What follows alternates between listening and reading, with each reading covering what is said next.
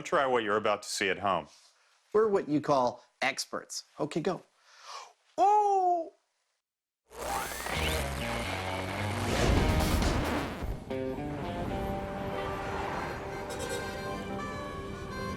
I hate traffic. Yeah. You know, that could be something we should test. I don't need to test it. I hate traffic. No, I'm saying, what if we did a whole MythBusters on traffic? Like, we investigated how traffic jams form, ways of getting around them, ways of navigating them, a whole episode on traffic. Well, hold on. I love this song. Oh, cool. Yep, it's music to every motorist's ears. Let's drive! The highway holy grail. The keys to unlock gridlock. The team is testing traffic tricks. Traffic might suck to sit in, but it's really fun to experiment with. From unexpected jams to intersection efficiency.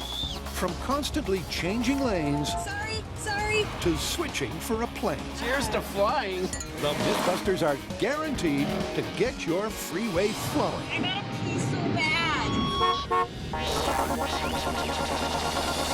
Who are the MythBusters? Adam Savage and Jamie Heineman. We're going to have an adventure. Between them, more than 30 years of special effects experience. Together with Tori Belleci, We're gonna die! Grant Imahara, A little hotter than I expected. and Carrie Byron. They don't just tell the myths, they put them to the test.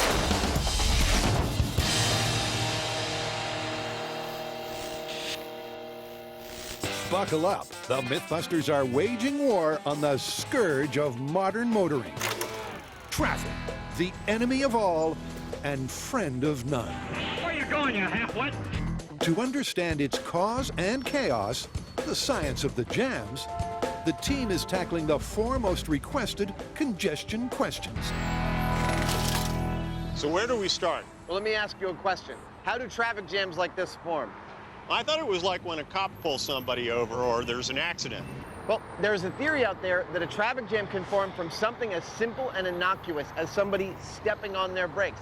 That would cause the person behind them to step on their brakes, and so on, in a wave, like a butterfly effect, that would cause a huge traffic jam. Well, that's interesting.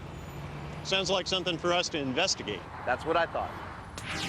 It's an interesting theory that if a car lightly brakes for no apparent reason, it can supposedly form a major shockwave jam that continues to propagate long after the initial cause has moved on. But is it fact or freeway fable?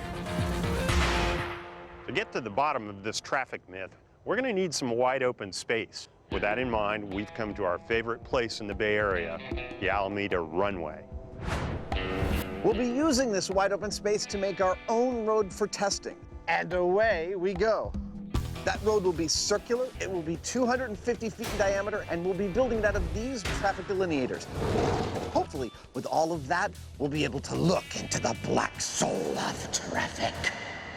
A view into the depths of traffic hell, helped by a heavenly vantage point. Well, our track is all laid out. It is almost time to bring in our volunteers. So how's all this supposed to work? When I hit the brakes, Presumably, the cars following Jamie will also step on their brakes, and we hope by watching this happen in real time to understand something about how traffic propagates. so fasten your seatbelts and let the games begin. One circular road a traffic jam does not make. All right, Jamie, in my mind, you're number 1. Aw, geez. Jamming behind Jamie's lead car will be a bunch of numbered volunteer vehicles. And they'll be tricked out for traffic tricks with rooftop brake lights. This is how our brake monitoring system works. The driver puts his foot on the pressure switch that we've mounted onto the brake pedal. These guys will come on, and that'll allow us to see overhead exactly what's happening to all the cars at once. So how do you want to start this? Well, I figured let's bring in 10 drivers for a light traffic situation. Once we have them comfortable, we'll run a couple of tests. What do you think? A light tap on the brakes first and then a heavier one? All right, let's go up. Yeah, and after each one, you keep going, and I'll see if I can't see any effect from up on the platform. All right, Jamie, time to get the ducklings rolling. So Jamie, tailed by his troop of volunteers, hits the target speed of 20 miles an hour. Look at that, 10 cars, almost perfect. That is light traffic right there, my friends. And with everyone settled into a comfortable rhythm, it's go slow time. What happens when an irresponsible driver unnecessarily hits the brakes? Okay, and 3, 2, 1. I'm hitting my brakes lightly. There goes 3, there goes 4, there goes 5. Jamie stepped on his brakes right there, and every car that hit that, up to car number 7, had to slow down a little bit. There is clearly a chain reaction to account for the lead car slowing down. This is so cool. But crucially, it has no significant or lasting effect on the flow of traffic. It's back to normal in no time at all. In fact, even when Jamie hits the brakes significantly harder, And here we go. 3, 2, 1. He stomps on the brakes. the effect again dissipates within seconds, and there's no sign of the mythical shockwave jam. It's fascinating. However, interestingly, Adam has seen enough to be encouraged. That was really, really cool. Even in those conditions, we were able to watch it progress all the way back through almost all 10 cars. That tells me that there really might be something to this myth. It's a little something Adam likes to call Jamie jamming. This traffic, it sucks. Next up, will lane picking patience really cut your commute? All right, traffic tricks, what have we got? The myth is it is better to stay in one lane in heavy traffic than to lane change. You'll get to your destination in the same amount of time.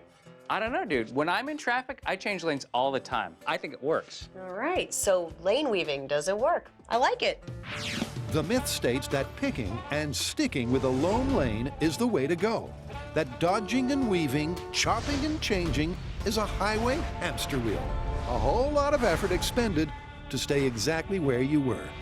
All right, so I know that the freeway between San Francisco and Silicon Valley is crawling during rush hour traffic. So, why don't we have a race? We'll be in the weaving car, and you be in a car that stays in one lane. I love it. You're on. But you're not allowed to use the commuter lane. So the team is all revved up and ready to race. But what's the rush hour route? Now, to test this myth of weaving in and out of traffic versus staying in one lane, we are going to be driving down to San Jose Tech Museum. It is exactly 46 miles from our shop. Now, Carrie and Grant, they're going to be weaving in and out of the lanes to see if they can find the fastest moving lane. Me, I'm going to pick one lane and stay on it until I get to my destination, and we'll see which one gets there faster. Their chosen course All right, let the race begin. is close to 50 miles of motoring mayhem. On clear roads, it would take less than an hour. At 7:30 a.m., Oh, gridlock! it's going to take a lot longer. And this is where the rubber meets the road. Is it best to stay put, as the myth suggests? Okay, I'm aggressive. I'm a lane changer. I'm that guy on the freeway that I hate. Or will the silver car's aggressive weaving get them ahead? Because if you signal, they speed up. One thing's for sure, Tori in the blue car has the easiest job. So I'm just gonna go ahead and get here in the middle lane, and I'm just gonna stay here. All right, my job is done. Sure, he can relax, but how's he going to beat Team Weave when his lane-changing hands are tied? Right now, they have taken the lead. This is very frustrating because here I am, now stuck behind traffic. I gotta stay in this lane. I don't like staying in this lane. Carrie's freedom to choose may have given her an early advantage. And then give the wave. We're gonna do it and give the wave. Thanks! But it's come at an adrenaline-burning cost. Plus, not only does Carrie have to constantly make strategically stressful decisions, Sorry. I'm not a nice person. Sorry. they don't always come off. Oh, look, now it's going! Oh, bad move. Oh, now they're going. You can't win. Just Can't like you can't win. win. Yep, in a mere 15 minutes and 17 lane changes into the test, there's been a lot of sweat, near blood, and fears Oh, motorcycle. for absolutely no gain. Are you kidding me right now? I think I see Carrie and Grant. They're like 2 cars ahead of me. It's neck and neck. Hey, look, I'm passing. Hi there. I'm in the same lane, and I've just passed Carrie. And Tori just passed us. Shut up! Yeah. And that's how it goes until the halfway mark. Calm and constant versus stress and duress. Get out of my way. I'm sorry. Get out of my... Oh my God, this guy hates me.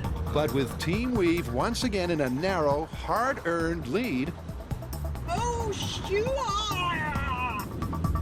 the traffic conditions alter radically. Traffic's really cleared up. I don't even need to do any weaving here. For the final 20 miles, vehicle density is reduced to the point where both cars are cruising along at the speed limit, meaning Carrie and Grant maintain their lead to the finish line. 1 hour and 11 minutes. But the bad news for Carrie is it was a lot of risky road maneuvering for no reward. That was so stressful. Yeah. That was so stressful. It was not worth it. That Dude. was awful. And the bad news keeps coming. That's Tori! That is Tori! You are kidding me right now! No What way. is it, like a minute? What? What? Look, you guys beat me by a whole minute and a half. Yep, there was a whole lot of stress for a time difference of just 2%. So although the Weaver won, the test was compromised with less than congested conditions, and the team is tending towards confirmed. Okay, so far it's looking really good for the myth, not so much for my mental health. We beat Tori by a minute and a half. Not worth it.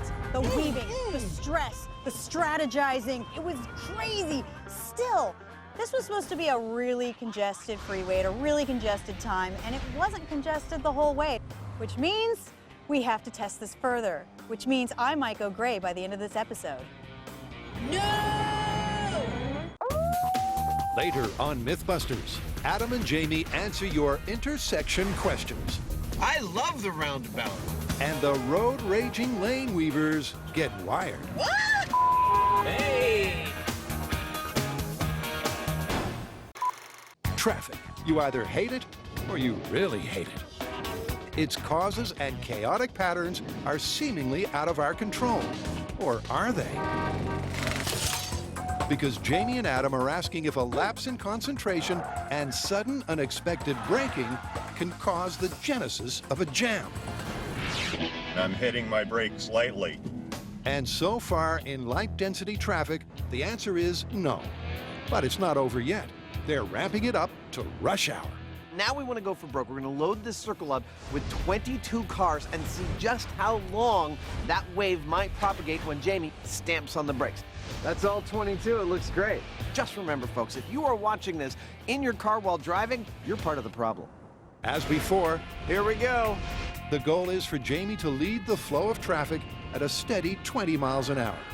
This might take a little bit to get them up to 20. And then suddenly and unnecessarily hit the brakes. But there's a problem. Ooh, I got up to 9. Oh, I'm back down to 5. With 22 cars on our circular track, they've been driving for half an hour and haven't gotten above 15 miles per hour. It seems that our traffic density is just too darn high. You know, this is kind of bumming me out, man. I hate sitting in traffic. So we're gonna pull a couple cars out and see if that does the trick. All right, everyone, we're gonna run this again. Honk your horn if you're ready.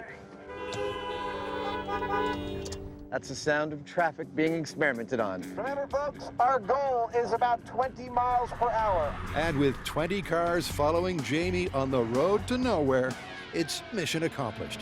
Heavy, yet free-flowing freeway traffic. Well, pulling 2 cars out totally did the trick. Okay, now we're reaching 20. They've been driving now for 15 minutes and they're going at a steady 20 miles per hour. It seems that we've accidentally stumbled on the exact threshold of traffic density, which is just perfect for our testing purposes. Here we go. Will the consistent current of cars congest under the slightest of provocations? Jamie, we're gonna do a gentle stepping on the brakes. I'll count you in. 3, 2, 1, go. Now. There it comes. 4, 5, 6, 7, 8. Look, it's affecting 12, 13, 14, moving back through, 16, 18, 19, 20. Jamie's gonna get stuck in his own traffic jam. Uh-oh. Perfect. This is what we wanted to see. Look at this. Now it's back, 18. There it is, starting over here again. It's already on its third revolution. And Jamie got stuck again. Yep, when the traffic density is high enough, a minor braking incident can clearly cause major congestion. With enough vehicles joining the back of the line, the jam continues to propagate. We got a little bit of a problem here at Houston. And propagate. Not that Adam cares. Traffic might suck to sit in, but it's really fun to experiment with. With the myth crawling its way to confirmed, Adam wants to do a final confirmation test. But Yep, we have a traffic jam. spontaneous and random congestions Jamie wasn't even the initiator of this traffic wave. prevent the cars from getting back up to speed. That was bizarre. Whether it was me that hit my brakes or somebody else, it created a reverberation, a wave that we couldn't get out of. It was like being in a Newton's cradle. Despite the fact the vehicle density is optimized for 20 miles an hour, minor incidents continue the clogging, confirming the result and Jamie's opinion of traffic. That's just wrong. I'm going like 2 miles an hour there. Jamie, you're complaining about being in experimental traffic, you realize. Experimental, real world, who cares? It's traffic, it sucks. As Mark Twain almost said, there are two certainties in life. Traffic sucks, and this myth is confirmed. Turns out that in heavy traffic, you don't have to have an accident to cause a problem. All somebody has to do is blink, and they can set off a massive traffic jam. All right, Jamie, stamp on your brakes right now.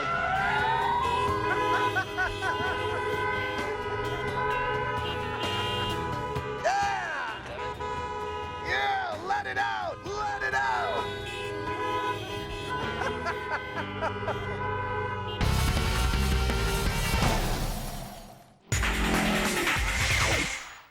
Supposedly, picking and sticking to your lane will get you through the congestion to your destination just as quick. To test this tall tale, the team had a traumatic rush hour race. No! But unfortunately for Carrie, the mostly clear conditions I don't even need to do any weaving here. means a redo is required. You know what, to be honest, I mean, yeah, there was some pockets where there was traffic, but for the most part, it wasn't that bad. Yeah, whenever it was like stop and go, it definitely seemed to help staying in one lane. On regular traffic, which we got a lot of today, weaving seemed to help. You're right, it was a little bit of Murphy's Law. I mean, we picked a really congested freeway, and it really wasn't that congested. I think we have to go to a traffic center. We have to find out a little bit more about a good road to be on, and maybe I don't drive next time. I because think you need I to have an chill ulcer. out. Yeah. I have an ulcer. I'll drive. So to find the mother of all jams, they're taking no chances. NASA has mission control, the military has NORAD, and here in San Francisco, we have this, the Bay Area Traffic Management Center. Hundreds of cameras, thousands of sensors, mountains of data all come into this room where it's processed so they can monitor the Bay Area's traffic 24 hours a day. If there is anywhere that is going to be able to tell me where the most congested freeway in the Bay Area is, it's right here. And armed with the latest info from the gurus of gridlock, Grant has the road from hell all mapped out. The projected data for the following morning's rush hour suggests this route is gridlock guaranteed. The infamous California Interstate 580. Now, according to our experts at Caltrans, we're about to attempt one of the most congested commutes in the entire country. It travels through the Livermore Valley and ends in San Francisco. That's 50 miles of insane gridlock. This should give us the data we're looking for. That is, if I survive Grant's driving. Yep, once again looking sleek in silver, Team Weave's designated driver is Grant. Stop the weave. And blue car-bound single-laner Tory is alone no more. Oh, look at the traffic getting onto the freeway. It's stop and go. Perfect, just the way we like it. Isn't that right, Buster? Up top. Fine, be that way. With both cars now on the freeway, Grant's aggressive technique is ensuring Carrie's not nearly as calm as Buster. Gee, seriously? Yeah, you will. But the lane weave does seem to be working, because at times, Tori's chosen lane is practically at a standstill, while Grant is almost constantly moving. Try not to scream too much. That really distracts me. You think I'm doing that on purpose? Just try and keep it in. Just hold it in. It's for our safety. However, are the tension-filled maneuvers making a difference? Oh, you're not gonna jumpstart my heart with this one, are you? Holy not, what the? Or is there a lot of lane-changing pain for no real gain? You seem like very angry right now. This is not okay. In stark contrast to Tori, it's clear that for the hour-long test, Carrie's not at all comfortable. But as Grant pulls into MythBusters HQ, there's no sign of Tori. That's official time. 155. Excellent.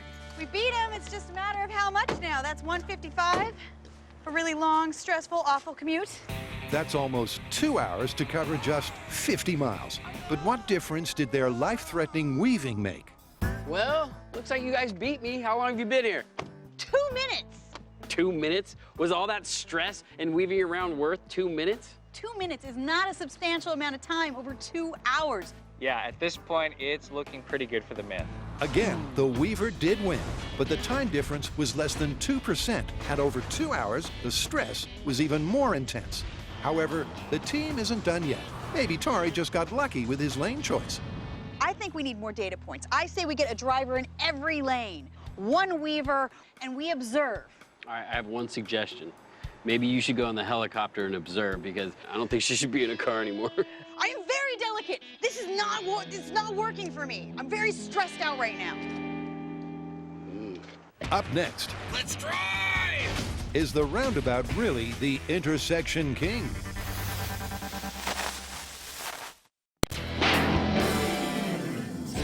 Next up, the Ryder Cup of the roads. Have you ever driven through Europe? I have. What did you think of the roundabouts? I like them. Well, there's a myth that a roundabout is a far more effective way to move cars through an intersection than the four-way stop signs we have here in the United States. The cars get through quicker. Apparently. Let's test it. Totally. Europeans love their roundabouts, but Adam and Jamie want to know, are they a triumph of efficiency, or, compared to the good old American four-way, a catastrophic circus of congestion? So we're going to set them both up, run them through the paces, and see which one comes out on top. It's as simple as that. They'll mark out a four-way intersection with traffic barriers, and then compare the efficiency I believe I've reached my peak laziness. of traffic flow between the two systems in question. For a little added realism, we've decided to give each of the 4 streets in our intersection a real name.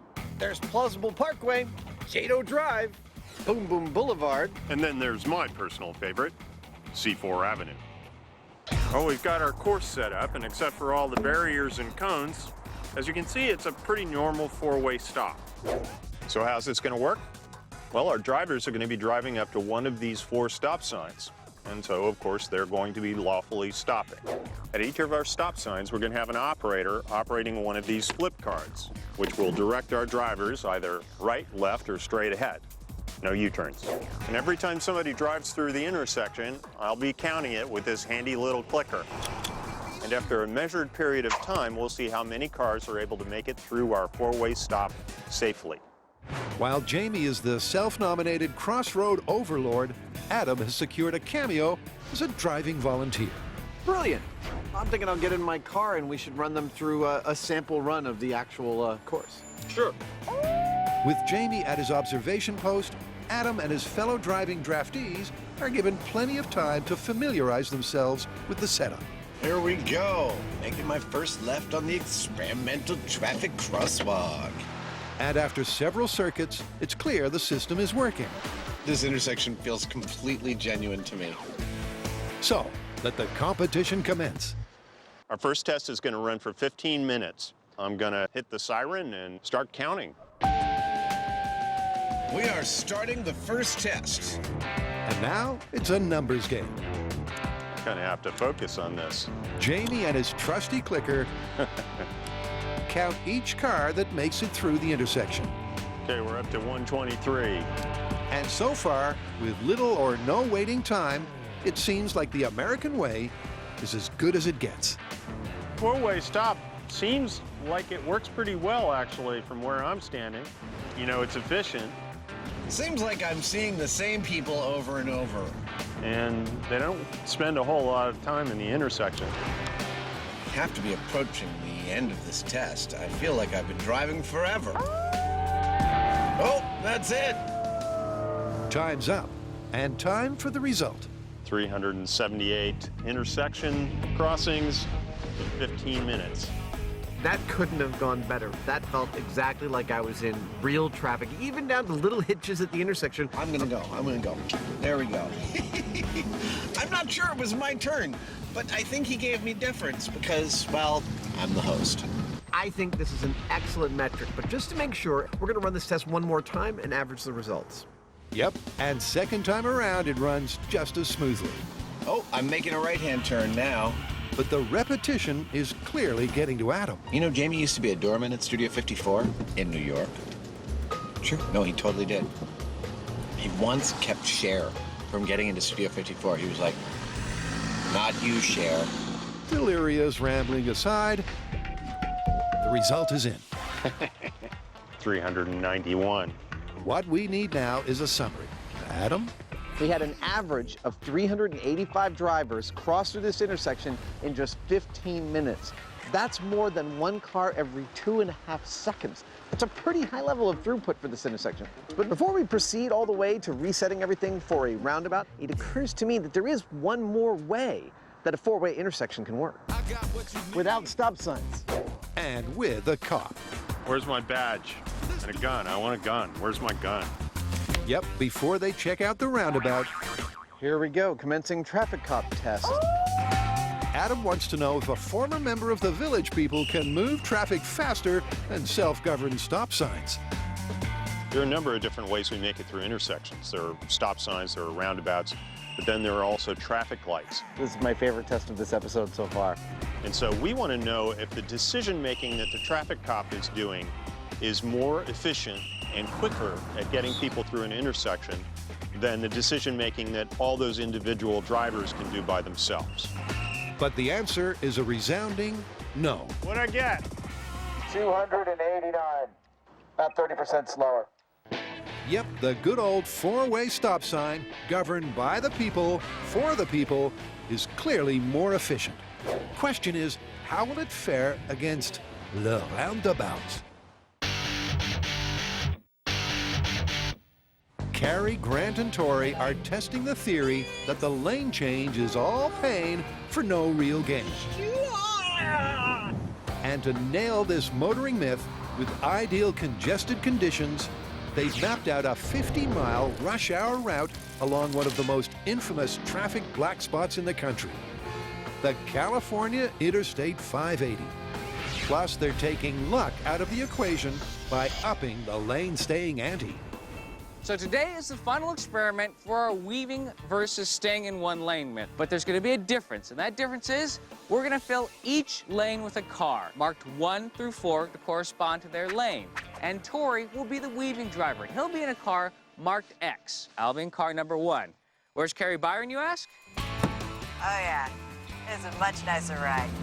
Yep, Carrie's getting high in the sky to keep an eye on the road race below. All right, Buster, let's do this. While X marks the silver car spot for road weavers Balachi and Buster, Get your weaving on, Tori.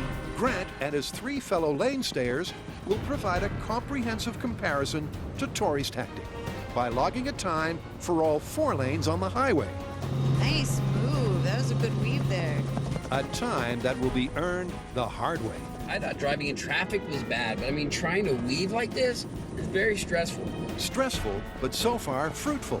A few minutes into the test, and Tori's already leading. Dude, I can't even see Tori. He passed me. I went over 2 lanes to the right, past me, and he's gone.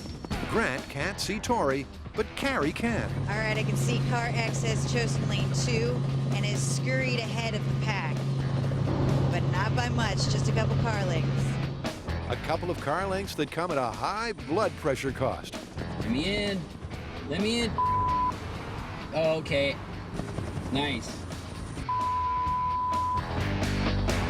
But moments later, Tori's lost the ground he so painfully gained. Car 1, Car X, and Car 3 are neck and neck. Grant in the fast lane actually looks like he is making headway. Car X is gonna have to weave around him. And that's just what Tori does. All right, I'm going for it. For the next 10 miles, living on the edge. Oh, almost got killed by a truck. Feeling the strain of the lane change pain. Holy crap, almost got killed. He slowly but surely ekes out a significant 5-minute advantage. But interestingly, from his perspective, lane weaving is not working. This is the thing about switching lanes. The moment you think your lane is going slow, you get out of it, but it's right at that moment that it starts speeding up again. It's kind of counterintuitive. That's his subjective perception, but the result is down to one objective number: time. And on the final leg, it's the toll plaza taking its toll on Tori. Gridlock, and Grant's lane suddenly closes in. See this right here? This toll plaza. This is what we call the great equalizer. You might be ahead by, I don't know, 15, 20 minutes. You get to this toll plaza, everything grinds to a complete halt. Yep, with hundreds of cars jammed in bumper to bumper, it's a lottery. But Tori has picked the winning toll lane ticket and is through first and on the home stretch. Almost back to the Shopbuster. Be relaxing. Question is, how far behind are the others? First to appear is Grant. What's your time? 1 hour and 19 minutes. I beat you by 3 minutes. A mere 4% time difference. And close behind by a minute is car number 2. But while waiting for the third lane sticker, time ticks on, and the gap is significantly larger. And he was 13 minutes behind me. And when the final of the 4 arrives, 25% slower than Tori, the lane-staying myth looks down and out. So, where do we stand with the sticker weave dilemma? Well, with every single test we've done, the weaver will beat the person staying in one lane every single time. In test 1, in traffic that wasn't that heavy, the lane sticker lost by around 2%. In test 2, the lane sticker lost again by the same margin. And in the ultimate test, all the lane stickers lost by anywhere from 4% to 25%. So what does that mean? Well, the myth that staying in one lane will get you to your destination in the same time as weaving is busted. Weaving will get you there faster, but just barely, and it's not that safe. And that's a crucial caveat, especially for Grant, who's reconsidering his life as a lane changer. Hi, my name is Grant, and I'm a lane weaver. Look, I only do it when I'm late, which is fairly often. Now, while Carrie was freaked out, one thing is clear, and that is this technique does save you time. But when you factor in the stress, the concentration required, the potential hazards, it's really not worth it. For what? A few minutes savings? It's traffic, people. Just relax, and you'll get there safely.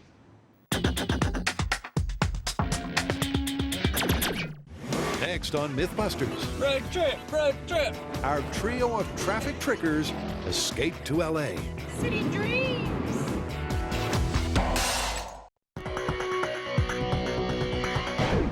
Okay, what's next? This one is another classic.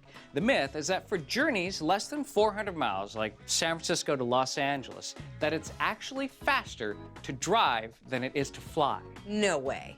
I can see it. I mean, you have to get to the airport an hour and a half ahead of your flight. Then you have to check your bag, get through security, and then on the other end, go and rent a car. I mean, I could definitely see how driving could be faster than flying.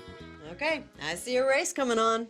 To fly or to drive, this modern version of hare versus tortoise, proposed by a prestigious NASA director, is that for journeys of less than 400 miles, driving is surprisingly faster. But surely the tortoise can't compete with a 500-mile-an-hour flying hare. To find out, it's a pre-dawn showdown. We're testing the myth that it's faster to drive than to fly on a journey that's less than 400 miles. So we drew straws, Tori's gonna fly, Grant and I are gonna drive. We're starting San Francisco, 7 a.m. Driving 380 miles to the Natural History Museum in Los Angeles.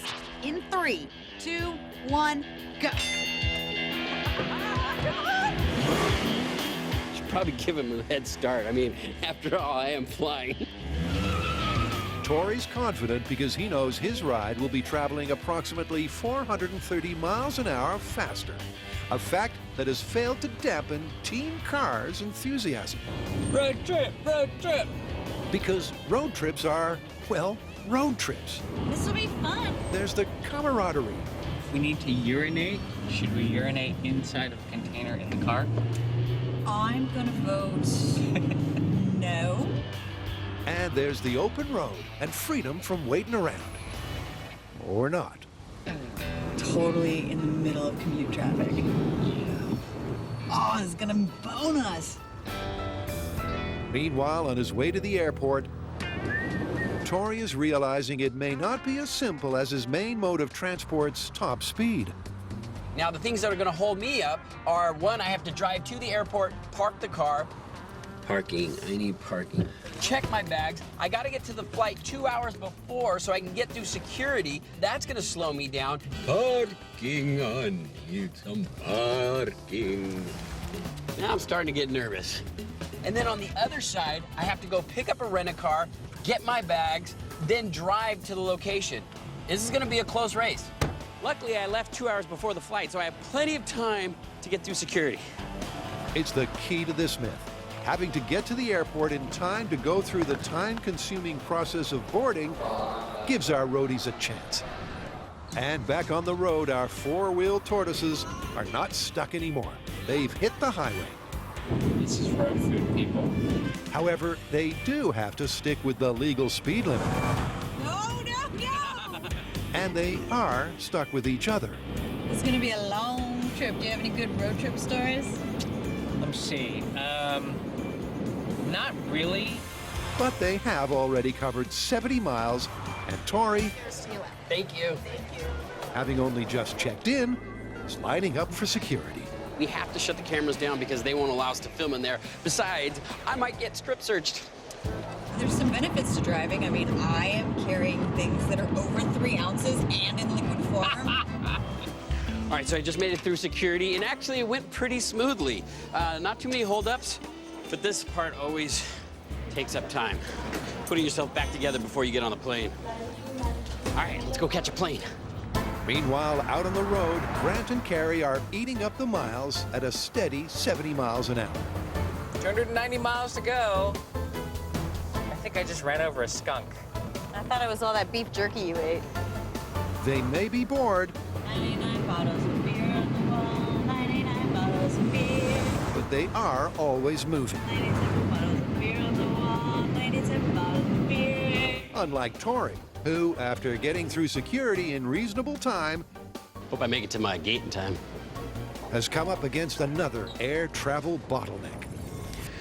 All right, so I made it to my gate. Now I have another half hour to wait before we actually board. Now this is killing me because this is eating up time where I could actually be traveling. Carrie and Grant, they are flying on the freeway. I have to sit here and wait. And that's the key to the potential plausibility of this myth.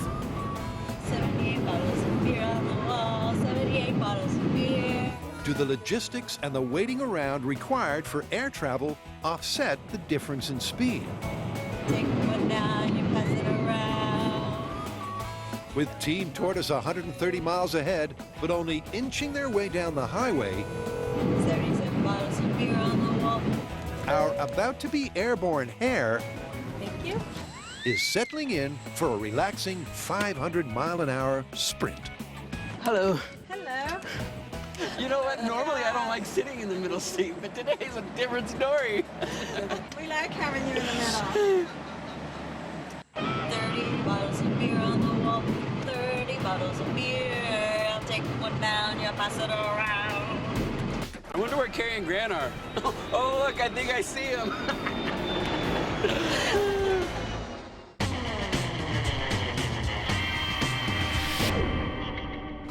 Adam and Jamie are asking an intersection question You sneaked me. It was my turn. You should have waited for me. that could cut congestion. Well, there you have it, the good old-fashioned four-way stop. We ran 2 tests. We got almost identical numbers of cars to go through it, and it worked. It does the job. There's no drama. Now, however, we want to see if there's any substance to the myth that the roundabout is actually a more efficient way of getting cars through an intersection. This was our previous test. This is our current test, the roundabout. You might know it from Europe. With the circular setup set up, the volunteers are wheeled in, and Adam, wearing a silly hat on a Segway, takes the time to read your mind. Now, I know what you're thinking. You're thinking, wait a minute, Mythbusters. Your volunteers, your test subjects are Americans, and Americans don't regularly experience and drive on roundabouts. Well, you're right, but we've also already thought of that.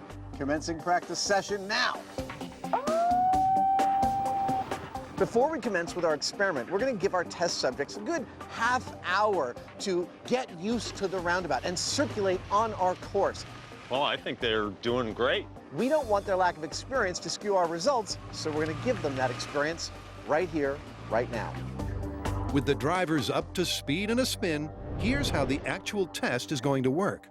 Because of the way the roundabout is configured, it's harder for one person to keep track of how many people are passing through it. So for this test, we will have 4 people counting off, placed strategically at each of the exits, clicking off one number every time a car leaves the roundabout. After 15 minutes, we'll collect all the counts, add them up, and that'll give us our total number. Just like last time, I'm going to be one of our volunteers driving this here production vehicle. Oh, cool. The hat fits while I drive. And just like last time, I'll be up in the lift monitoring everything that's going on and running the timer. Yeah, it's time. It's time for a prediction, kids. Editors, could you give me a prediction logo right over my face? Excellent. I predict, based on our practice session, that the roundabout is going to beat the 4-way stop intersection. Well, there's only one way to find out. A slightly overexcited Adam Let's drive! Woo! Testing traffic! leads his car driving cohorts around the roundabout for the 2 15-minute sessions. Yeah, baby! The human-powered randomizers randomly direct the drivers through the intersection. Every time I approach, it's like an adventure. Yeah, here we go, another right-hand turn. And while the counters count, I love the roundabout. Jamie observes from above. See, at any given time, there's like 3, 4, sometimes 5 or 6 cars in the intersection. Whether that adds up to a final count that's higher, I don't know yet. It's an observation that could hold the key to the final tally. I think that this test is moving quite efficiently. By allowing more than one car through the intersection at a time, It is like a ballet. the overlap could result in a considerably higher count. Adam certainly seems to think so. From a driving perspective, this is dreamy. To find out if he's right, the siren sounds. And it's time to crunch the crucial numbers. Yes, the results are finally in. At the 4-way stop, over a period of time of exactly 15 minutes, we counted an average number of 385 cars. And the roundabout, on the other hand, allowed a whopping 460 cars to pass through it. That's an improvement of almost 20%. I'm calling it. I'm saying the roundabout wins and that this myth is confirmed. The roundabout is a more efficient way to move cars through an intersection. Yeah, that's a big difference. Totally. Confirmed. Time to adopt it, America.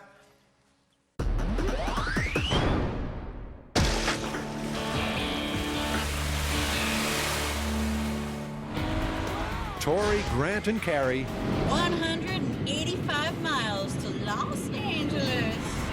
are racing 380 miles for science. City dreams. And while Team Car is only halfway to LA, Cheers. jet setter Tori's taken off and sitting pretty.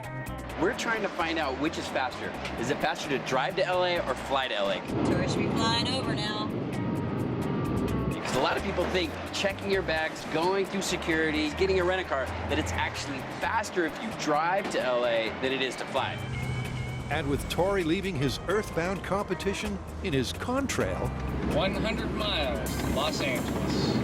Still? he's clearly more comfortable than his car-bound competition. All I know is my back is tired. I'm tired. I gotta pee. With our road warriors weary, cramped, and cranky, Sorry. Tori's short 90-minute flight is already complete. I thought we were flying to Burbank. Sure we didn't go to Seattle? But although he's well in the lead, doubts are creeping in. I just landed in the Burbank airport, and we are now 4 hours into this experiment, and I am just now getting into LA. But I am a long ways away from the location. I still need to get my bag. Now, this is definitely gonna eat into my time. I need to get my rent-a-car, and then I have another 40-minute drive till I get to the destination. Carrie and Grant might have a chance of beating me. All right, let's go. And speaking of going, I gotta pee so bad. Just hang on, just a little bit more. Team Car requires relief, refreshments, and refueling. Ready, set. Having to stop is a major disadvantage. Oh, God. Better. But it's worth pointing out they'll complete the journey on $80 of gas and drive-through. And Tori's flight was more than twice as expensive, not to mention the cost of car rental. Right now, I'm waiting for my shuttle to pick me up so I can go over and get my rent-a-car. Again, burning time. Time in which Carrie and Grant grind ever closer. And with Tori's time delays continuing to add up, Hello? Team Tortoise is back in the race. That's Burbank Airport. I have my rent-a-car. Now it's off to the final destination. There might be a chance we beat him. Now, it's only 17 miles away, but this is LA. I mean, if there's traffic, this could be the longest leg of the trip. Yep, after 5 hours, it's down to the wire and the lottery of LA's freeways.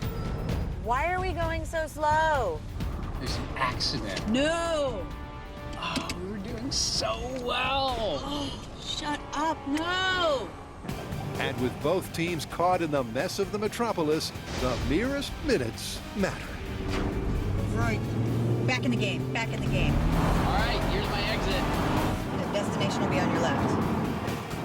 I don't see any sign of Carrie or Grant. All right. Turn right in here. We Okay. just gotta get to the steps. All right. That's the steps. I don't see him. I think we beat him. Get out.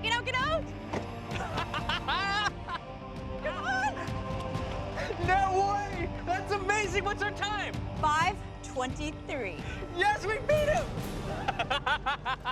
It's awesome. I can't Hey, what took you guys so long? Did you guys hit Shut traffic? up! When did you get here? Took me 5 hours and 15 minutes.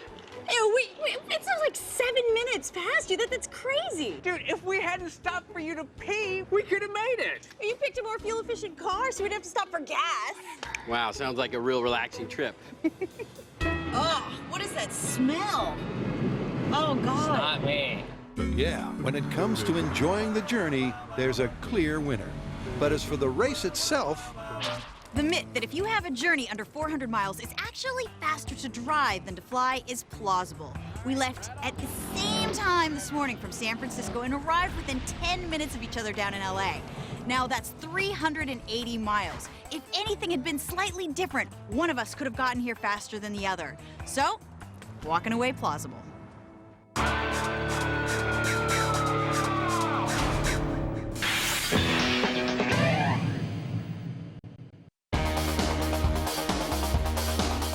You'll find MythBusters books at Dimmicks and DVDs at Dimmicks, ABC Shops, and the SBS Shop Online.